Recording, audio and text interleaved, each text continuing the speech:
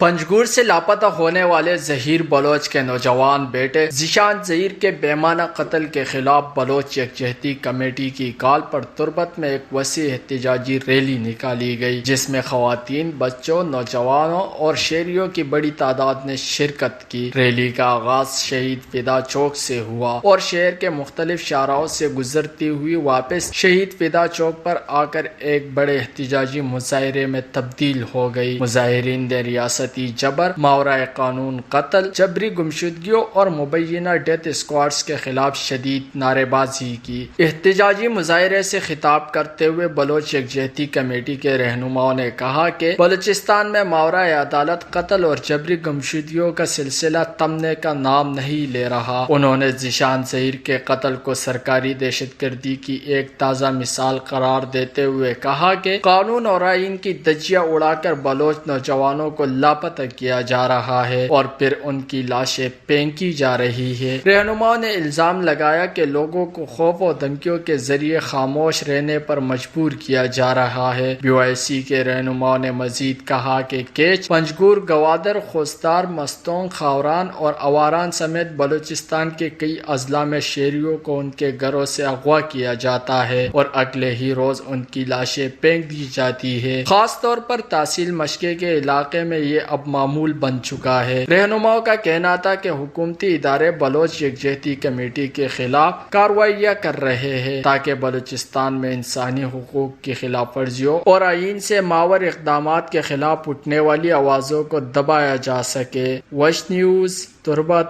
Balochistan.